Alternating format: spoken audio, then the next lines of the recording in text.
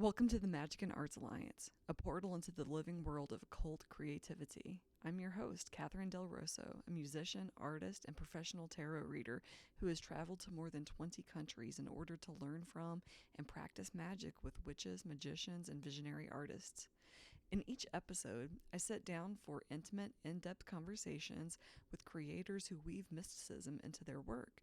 Together we explore topics like tarot, the Lima, Kabbalah, astrology, and alchemy, and the many ways which magic is interwoven with writing, music, visual art, and poetry.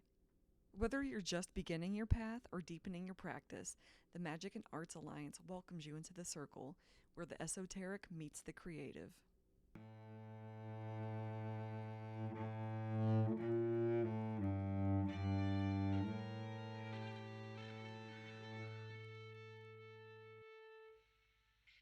Our first guest is a very dear friend of mine. What can I say about Hart? Hart is extremely talented. He is a community leader. He loves to give back. He's a dreamer. He dreams of big ways to help his community. And Hart is one of the most kind people I've ever met. Thank you very much for those kind words. I was hoping that we could talk a little bit today about a subject that you are far more familiar with than I am, and that does connect a lot to mystical and magical practices. Of course, Judaism is a religion, and I would like to specifically speak about Kabbalah today. So Kabbalah is, I want to ask you, Hart, well, first of all, what is Kabbalah and what is Kabbalah to you? well, I will try my best. I am a baby here, and I'm just trying to learn. So the disclaimer here is everything I say could be wrong, and even if it's not, it's probably missing a lot, but I'm going to do my best. So as I understand it, Kabbalah comes out of the oral tradition around the Jewish Torah. With ancient texts, you have the written word as incredibly expensive. You know, kosher parchment, you have to kill a goat just to write a page of a book. That's pretty expensive, you know, and you have to get the kosher quill, and you've got, you know, it's very, very difficult to write and preserve writing in the ancient world. So typically, you have a lot of core texts that you're supposed to just take individual verses from and have much longer oral traditions around, so that you might only, say you're teaching a class, you might just have a few verses up in front of the class that you're talking about, and you have much longer oral traditions and practices where a teacher might give a student, you know, 5 to 10 lines of the oral tradition that are theirs to remember and master and repeat. So there's that aspect of it. There's also the aspect of it as a set of working tools, spiritual work, the practical side around the core sacred teachings, the application, the journey into the soul, the journey to God, the journey with God. It does And sound quite mystical. well, in some I'm ways, very there's almost intrigued. a science-like aspect to it, because if you go through the Kabbalistic texts, you'll find that over time they do change, and they do evolve based on what practices and what tools work. And even within an individual text, there's a lot of riddles and cheeky, playful verses that encourage you to take the systems flexibly. For instance, there's a basis, a working model called the Eitz Chaim, that's Hebrew for the tree of life, which is sort of a fractalated pattern that is present in any individual part of the creation, in any grouping of parts of the creation, and the creation of a whole. And it's made of 10 sephira. A sephira is an emanation of God. So you read something like the Sephir Yetzirah, right, the book of making, and the rabbi there will have a verse where he'll say something like, There are exactly 10 Sephira. There are not 9, there are not 11, there are exactly 10. Do not let anyone say that there are 9 or 11, for there are not. There are 10. Hmm. But if you really think about it this other way, there's actually 6. So, you know, and Wait a the minute. part of, I thought you just told me there were 10 and you meant it.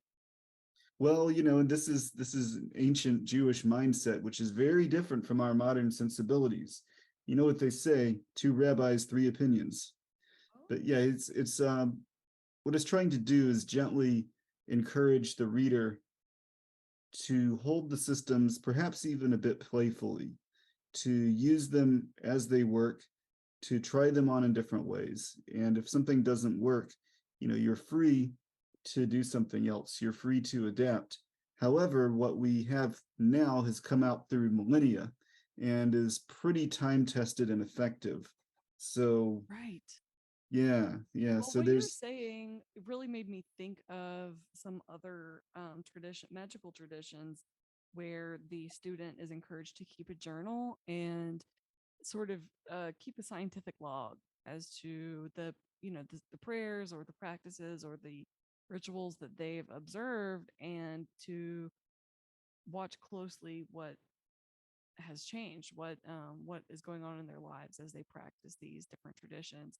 And I'll bet that's all actually really rooted in Judaism and Kabbalah, rather, I mean, clearly not the other way around. Well, perhaps, yeah. In some of the pagan traditions, as well as in chaos magic, you have the Book of Shadows, which is just what you described, that journal.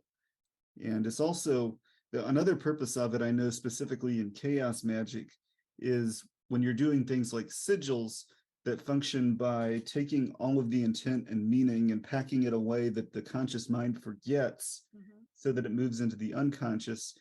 Part of the purpose of the Book of Shadows is so you can go back after a period of time and see whatever you did actually worked.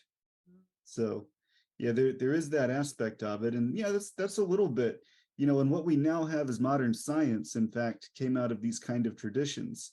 And you will find that the early monks that did the first things that we would think of as the empirical method were coming out of traditions as monks where they had these same kind of practices. So yeah, it's all part and parcel. And I think one important thing is when you dig into the history of how these evolved, you'll see that the Hermetic traditions, excuse me, the Hermetic traditions in Egypt Bless came you. up. And by the way, what is the correct what how do you say bless you? And what's the Jewish way to say bless you? Is there Hmm, something you say when someone sneezes? I don't know. You could just say a mitzvah, because maybe it's a miracle that you sneezed. Okay, sorry to interrupt you. Oh, no problem. But yeah, the that was actually a cough, not a sneeze. But yeah, a sneeze would be awkward. Did you know that a sneeze is the physically closest sensation to an orgasm that you can have Yes. that's not an orgasm? So interesting.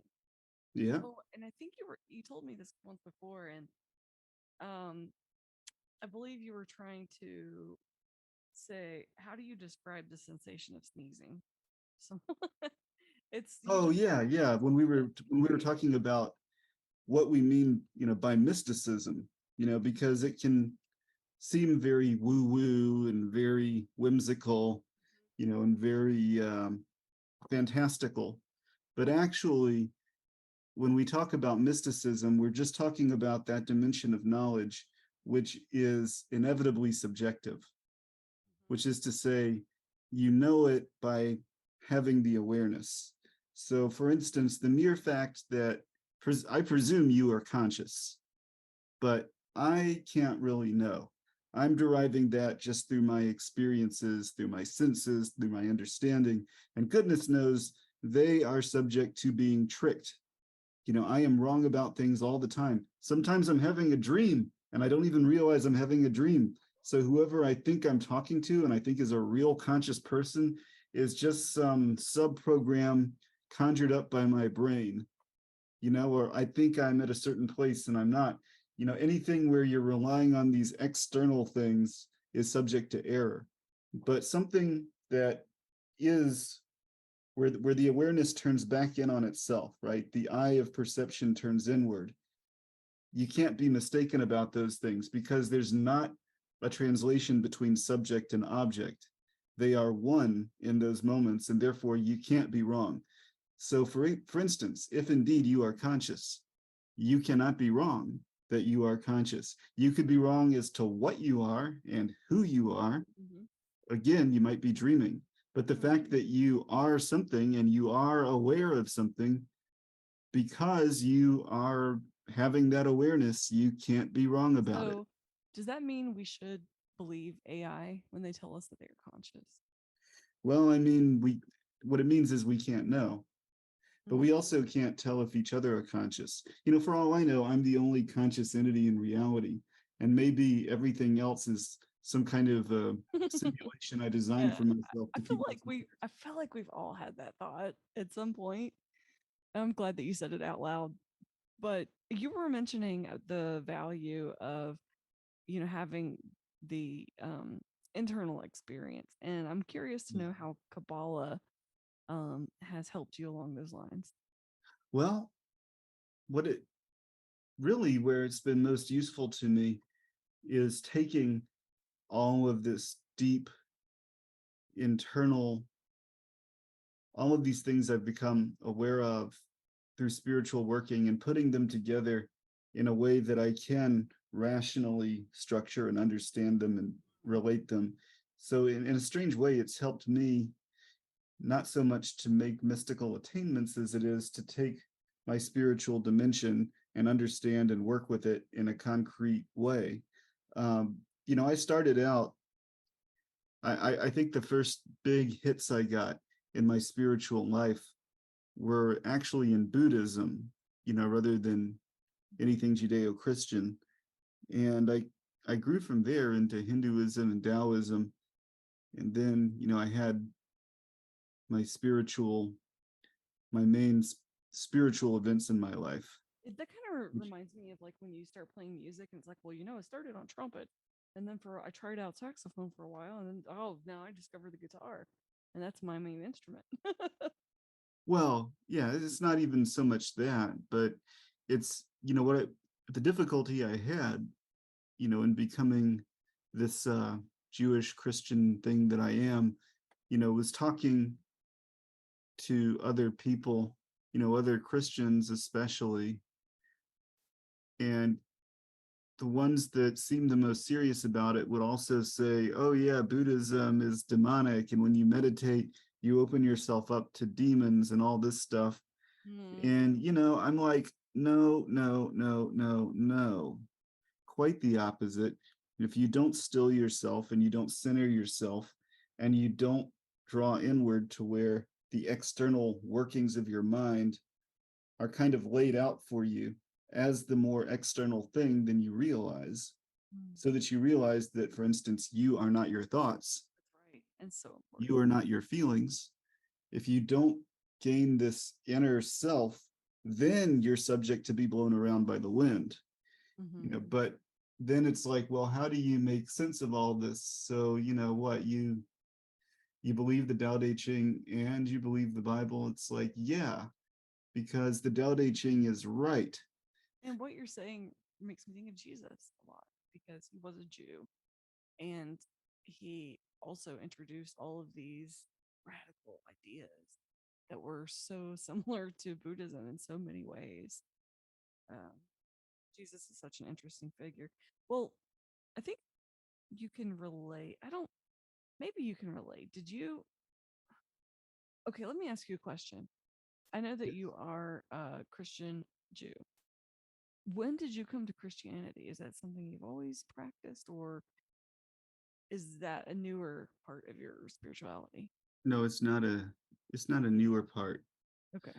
I would have to tell you long stories to start to get it across, but I suppose you could, yeah, if Maybe you maybe wanted to. we'll have a whole nother episode about the Christian experience Well, there is this transformation which Jesus talks about as being baptized in the Spirit. Mm-hmm. And the word baptized comes from baptisomai, which comes from candle making, which is where you take the wick and you dip it into the hot wax and you're kind of drawing the wick up and down through the wax. And eventually it reaches a point where the wax so soaks into the wick and so bonds with it that the two cannot ever be separated again. And that's baptisomai. So it's a powerful, poetic, and rich bit of language that we miss when we just say baptize in English and we don't know where it comes from or what it Sure, conjures in the mind. that's got to be just one of like a million examples. But Right. I didn't mean to pull you off track. I've asked you a few Well, questions and then I've pulled you in a yeah. few different directions. Did you want to speak any more about Kabbalah in general and what it means to you? Yeah, well, let me try to wrap up a couple of your other questions in a way that will tie that together. Okay. So, I had that transformation, that baptism in the Spirit of God when I was 17. So, if you want to mark that as where I was really, you know, it's like Jesus says, you believe me because you say I speak with great authority and I do great things, but I tell you that you will do even greater things, and you will not really understand any of what I said until the Helper, who is the Spirit of God, comes upon you and tells you of all these things directly. And so that was that. So I would mark that in my timeline at that point when I'm 17. I mean, relative to human time, that's when it happened. And it's deeper though than time. But that's another matter. So this ties into the mystical experience, which you were asking about. And by mystical, we also just mean that which is ineffable.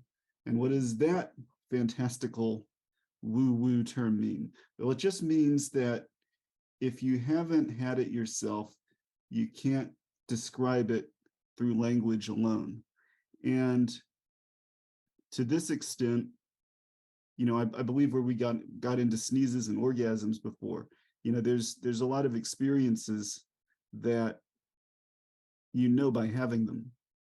And if someone has not had them, you can't properly describe. So you say, well, if someone has never had an orgasm, what's it like to have an orgasm? What are you going to say? Well, it's kind of like sneezing, except it's really, really good. I think that's where that came up before. Like, imagine if a sneeze could be so good that it's like the most fun you've ever had. But You're but correct. that doesn't really get it across. What if somebody has antisocial personality disorder, so they've never felt connection with another human being and they don't know what it is to love? How do you describe to them what it's like to love? You actually can't. And recent research has revealed that clinical psychopaths suffer deeply and horribly because they're missing this and they know they're missing it and they feel that emptiness and it torments them. Wow. We used to imagine that psychopaths basically did not suffer, at least not in these deeply emotional ways. But now we've actually learned through recent research that they do, and it's an absolute hell. And there's a mystical aspect to that because they cannot describe to us what it's like to suffer in the ways that they do. It's completely alien to us. What's it like to be a dog and to experience things, because if you try to imagine being a dog, are you really going to be able to imagine what it's like to not have thoughts and words, not have structures, not have concepts, to be this strange, for your whole experience to be this strange collection of smells, impressions, and feelings? What was it like to be a baby before you had any thoughts in your head? We don't know. So when we talk about mystical, it shouldn't be that shocking a claim that there are important truths that you only know by having them and you can't relate to other people just through language. That's very frustrating to our analytical and empirical sensibilities, but Nobody said that truth had to conform to the way we need it to be. Good point, Hart. Thank you. So I wonder if love is, um, you know, I've always wondered what exactly is love. Is it something that we experience on an emotional level?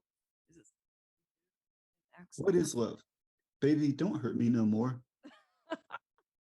I saw a note from you regarding love by fulfillingness, and I was hoping you could talk to us a little bit about that.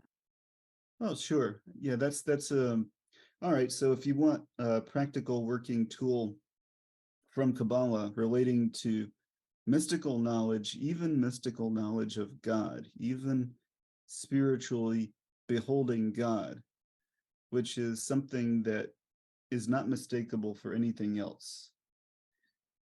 You know that it's not some kind of brain chemistry DMT thing. You know that it's different than your unity with all in creation. You know that it's different than just transcending mundane awareness and duality. It's God and cannot be mistaken for anything else. Well, let's say that you're sitting there and you're saying, well, gosh, I would really like to behold God. That would help the entire existential Of meaning course, of my show life. yourself. Well, Give me a sign. Right. right, right. So a very simple Kabbalistic idea then is that the root of all of the commandments is to love your neighbor as yourself and to love the Lord your God with all your heart, all your might, all your soul, and all your strength. These are love. And love is a word that we can apply at a very animalistic level, at a social level, at a more universal level, the way that you can love someone who's suffering in a country halfway across the world that you've never been to, but you can care about that person. You know, and then there's this spiritual sense of love from which everything originates, even though there's so much darkness and misery and crap and waste and futility, somehow it all comes from this spiritual essence, the nature of which is love. So then if you want to draw closer to God, you can do this and you can most deeply follow the commandments by taking careful inventory of where you are most limited in love. You know, what parts of yourself do you find hardest to love? What Mm. parts of yourself are sick because nobody ever loved them, especially not you? What aspects of other people do you find hardest to love? What sins, what terrible actions make people most unlovable? And the really uncomfortable question, where can you find those same impulses in the dark recesses of yourself? I And feel like can it you could kind of love be easy. that? In a way, those to answer those questions could be quite simple if you look at your life and your self-harming habits. I mean, we all have different ones, whether it's gambling or, smoking, eating, sex, food, anything like that. Um, I think it would, then we could start to answer those questions honestly, looking at ourselves honestly to see what parts of us need love, because that's all it is. That's all we're looking for. But Right. it's so hard to look at those things. It's scary. Well, and even beyond self harming habits, what about something as dark as hatred? What about something as destructive as wrath? You know, Mm. what about just the selfishness to indulge, without any care of the destruction it causes? Can we even find those things in ourselves? But what you find is if you just start where you can see that you need to work, if you can just take the inventory to see that and work on bringing light in the form of awareness and following light, love, not placation, not submission, not, I mean, love really comes with a call for change and a call for integration and deep work. Love is not a codependent thing, right? Codependency is not love. So to love those aspects of yourself does require embracing them so much that they must evolve and transform and change, transmuting what is dark into what is light, bringing it all together and in harmony. When That you really realize that reminds you me. have that work to do, when you start working on it, you'll run into something that breaks your heart. You'll run into something that just crushes you, maybe even to where you feel like you can't possibly go on, having seen so clearly what you've tried so hard not to look at. Mhm. But you'll find that it's precisely in doing that kind of work that spiritually you know your own soul and you know God. And it's not through doing anything mechanical. It's not by going through any set of steps. It's not even, by reading any of the scriptures, by doing any observance. There's no 12-step guide to beholding God. But when you start to work on wherever you can see to love more, and inevitably pain comes from this, pain and sometimes even crushing despair, because it's always in the places that we've least wanted to look at and work on. But you will become receptive. Kabbalah means receiving. It's not going out and doing something, it's not earning something. What you want is already there. If you're not receiving it, then there's something deep about yourself that is not receptive.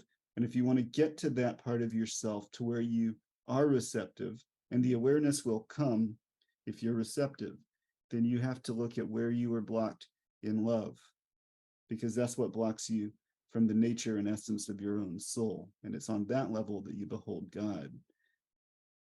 Yeah, Kabbalah is receiving. Art, Another idea thank in you. terms Oh, I'm sorry. I didn't mean to interrupt you. I just wanted to just take a quick pause there of, and say that um, you are one of the most loving people that I know, oh, period. thank you. Whether it's all different types of love, you know, we could all probably use to love ourselves more, but you love your friends and your family and your community deeply and people you've never met. I've seen it. So, um, yeah, what you were saying really struck a chord with me. And so I just wanted to say thank you for that. Um, Well, you are and a very loving person as well. oh, And thank you. thank you. Also, some of the things you were saying about call to action and looking at those places um, that we might be afraid to look at. It made me think of practicing music, the practice itself, and the method of, practicing and then pausing and looking at what needs more attention. Um, and then the transformation that happens through that process. I wanted to ask you about um, worship. The purpose of worship, is that a transformation? Is the purpose of that to help transform you or to really just say thank you to God? Tell me a bit about what worship means to you. Yeah, worship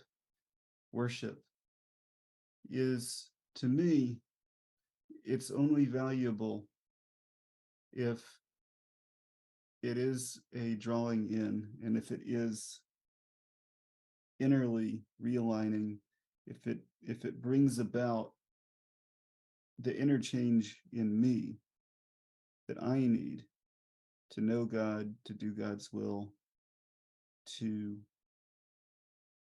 become receptive in that way.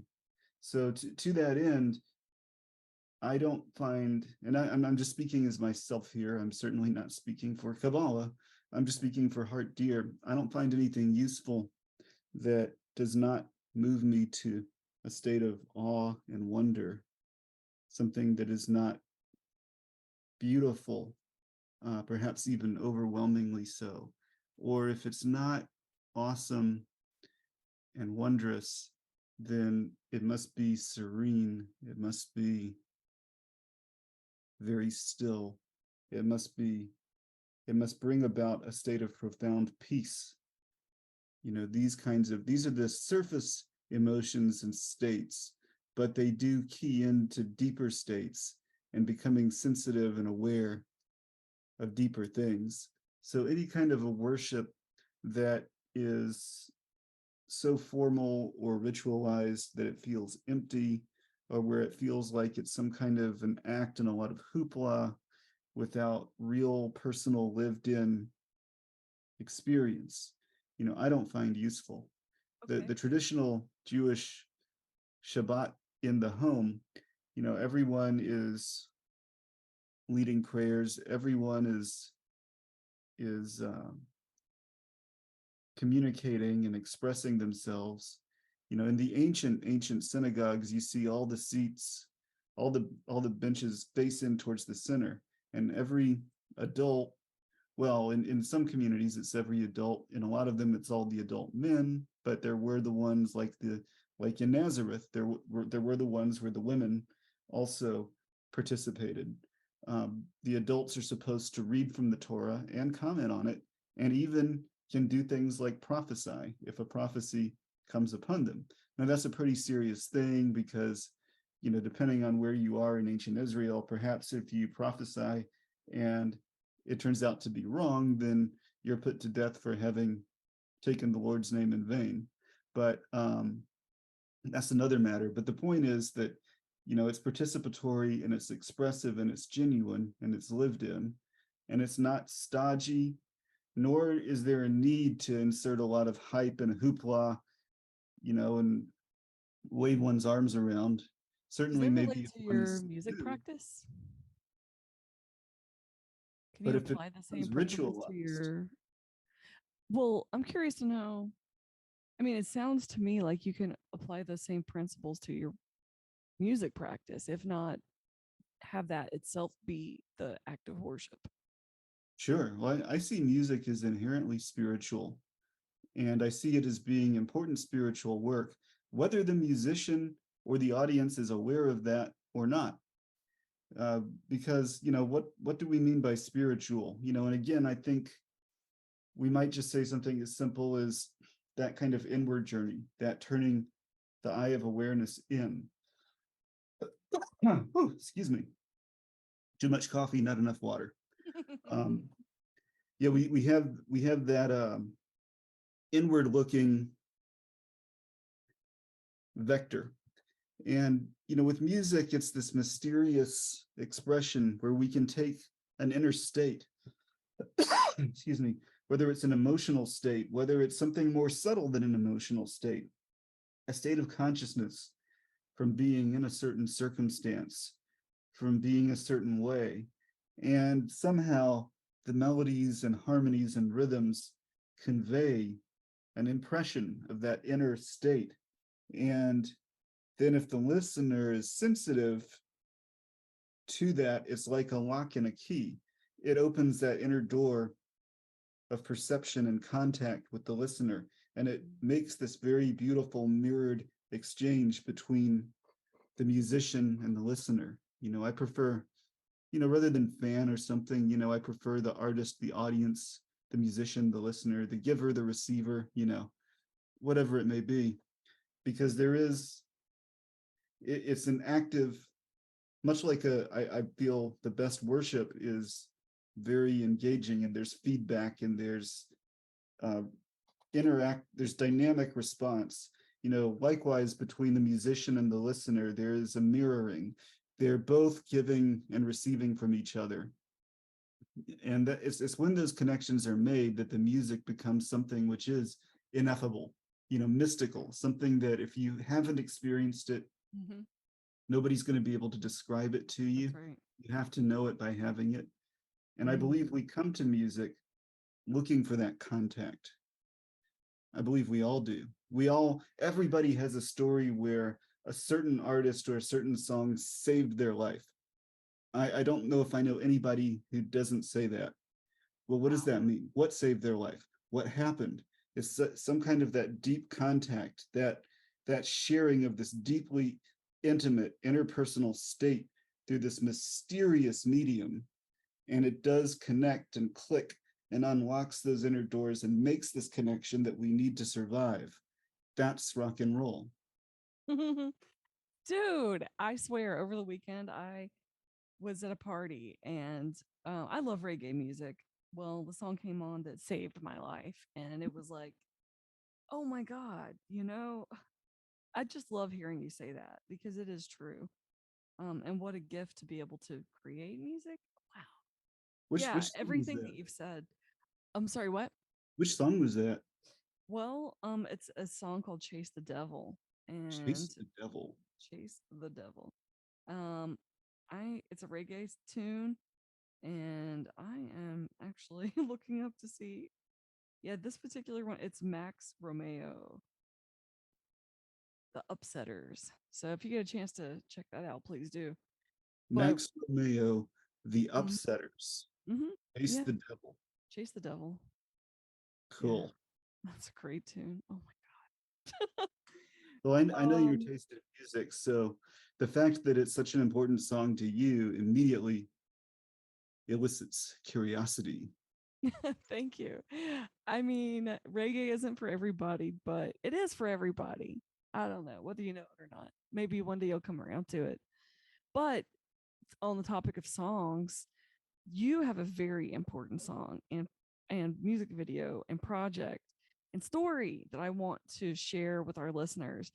And at the end of this first episode, there will be a link to the video that you created for this song. Thank you. And that song is, of course, The Pie of Happiness. So, Hart, can you tell us where would you like to start? Should we talk about how the song was, the origins of the song, or should we talk about your friend? How would you like to start? Yeah, it was it was the last thing that my dear departed friend Preston High worked on before he passed away on January 4th of 2020. And Mm. 2 days before he died, he said of the music video, he said, I just want people to know that I can do this. I just want people to know that I've done it. So we've had some major setbacks trying to promote this song because COVID and Preston's untimely, unexpected death So sorry. took the wind out of our sails and threw everything into chaos. And we're trying to bring that chaos back into order. Um, yeah, the High of Happiness. It's a very strange song for me. It's not like anything else I've written. Okay, you're fairly familiar with my body of work, so Mm. you know that I tend to like lots of dark, mysterious True. things Mm-hmm. suspended, Oh, spooky. yes. I like strange musical departures. Pie of Happiness is very, very simple chords, just Mm-hmm. a lot of Upbeat. open major triads. Mm-hmm. It's very, it almost has a poppy feel to me. I've been told it's not pop, and that's fine, but it's closer to a pop song than anything else I've written, that's for sure. And Mm. it's very happy and upbeat, and it's just like go out in the sun and dance. Yeah, and Well, it'll have you singing along for sure. It's an earworm. well, thank you. Thank you. You know, it, I had a dream where I heard most of the song, and embarrassingly, I now think that it got in the basic of there is a Kids in the Hall sketch called Happiness Pie, where just this like death metal guy is just like, yeah, all right, this is our new single. It's a little different, but I think you'll dig it. Everyone's like, ah, and then he just pulls out an acoustic guitar and does this like drifting psychedelic thing. And it doesn't, fortunately, it does not sound anything like my song, The Pie of Happiness, but I do think Good. that title probably got into my unconscious through that old Kids in the Hall song, which I didn't recall at all until I stumbled back across it after the video was already made. But in the stream I had, the song, The Pie of Happiness, the way I do it, my song, I heard the refrain of it and a lot of it, and I saw this music video, and in the dream it was that this is the one that gets really big and this gets my name out there, and finally I get to hold court and have some clout and a place in the sun as an artist. And You it deserve was a that. fun dream, but And I I'm not want that for somebody that can Preston take. too. Hmm? I said you deserve that, and I want that for Preston as well. Oh, I'll, thank you. Well, you yeah. deserve it too, Kay, and I'm looking Well, forward to all of us getting that. I think we Yeah. really need community. Like the more I think about all of these talented people I know who can who have such potential to be successful, whether it's a business Mhm. or their, creative endeavors, we need each other to really be successful. So um I absolutely got your back. I want this song. I want people to see the video. I want it to take off. hmm Well, So I'm going to thank ask our listeners to you. check out the video after this episode and please share on your social media platforms. Yes, thank you. Is it streamable on Spotify? It's on Spotify. Great. I can also give you a link that'll have that it's a collection of links to every different it's published on several different music platforms, and then the music video is up on Vivo on YouTube. And I'll get you that link also. Okay. I'd like Great. to say just another word about it, because it's not just a silly song that came to me in a dream after all, because when I had that dream, I didn't really think much of it. It didn't seem like the kind of song that I would write, or that it didn't seem like it had anything that I really needed to say. And I'm not somebody that takes a dream to mean something, to be telling me to do something. I do think that definitely has happened in dreams and does happen.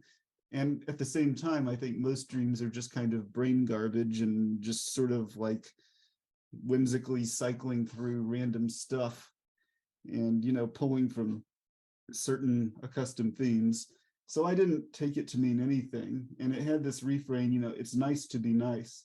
And I just sort of laughed at that because I thought, wow, what a trite, silly thing for a song to say. It's nice to be nice.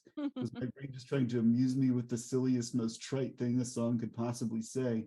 But then as I sat with it and I observed the way culture and society were drifting away from that community that you talk about, Kay, because that community is based on hungrily seeking some kind of solidarity, some kind of reconciliation with the people that are the most foreign or even distasteful to us. And that it's not always pleasant work, but that every side of culture, and people think, oh, they're so different being on this side or on that side. But what they all agree on is that the way to proceed is to mock and shame and hate the people on the other side, and to discredit them and to tear them down, and to, it's become a very wrathful and hateful culture. And I do think social media and the algorithms have definitely, well, the people who were responsible for engineering them have come forward and said, yes, we are responsible for socially engineering the populace in this way, and we really did a terrible thing. They've put it out there very, very openly. But yeah, Wait. I saw Oh, that. and like specifically who and what? I'm curious. Well, yeah, I'm trying not to disparage. Oh, you mean in terms of the algorithm? Oh yeah. Yeah, let me see if I can pull up the title. It's on Netflix. It's a documentary. Um,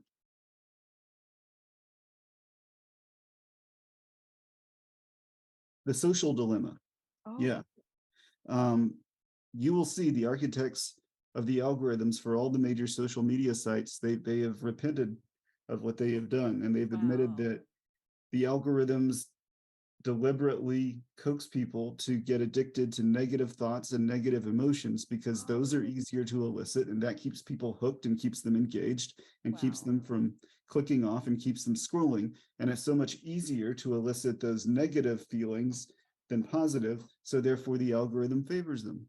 And Hmm. that's just part of that, as well as the things we all know about, where media outlets really try to get their audience, try to get their tribe, and try to cement their tribe by, who do we blame and how do we hate them properly? And Wow. all this works together to create a very degraded culture. And I realized, no, there actually really is something in saying it's nice to be nice. Because the one thing, and I know you've seen this, Kay, that everyone's saying is like, don't be a nice guy, don't be nice. And it's all that. And it's created this strange paradox where now the most rock and roll thing you can do the most rebellious thing you can do, the biggest middle finger you can give to the establishment is to embrace kindness and reconciliation and mercy and appreciation of other people. It's actually the most socially unacceptable thing in the world right now to be Wow. kind and accepting. I And when I like that. realized that, the whole song that was not yet written flooded into me, and I had to get it out there. Oh, that's so great. I'm really, really excited about sharing this. Thank you. Well, Hart, I my battery is dying. I've got just a little bit more time left. Is there anything else you wanted to mention before we say goodbye? Well, I thank anyone who has Upcoming stuck with this to performances? the end. I know I've been a chatty Cathy, but I No. think at the end of the day, all I'm trying to convey really is I hate sauerkraut. Wow. Okay. Very That's good the to Weird Al know. reference if you didn't. Well, I didn't know, but I could still appreciate that. Love Weird Al. And okay, Hart. Gosh, thank you so much. This is a long time coming, and I appreciate your patience. Oh, thank you, Kay. And It was really wonderful. okay, Hart. Well, take care, and I'll talk to you soon. All right, talk to you soon.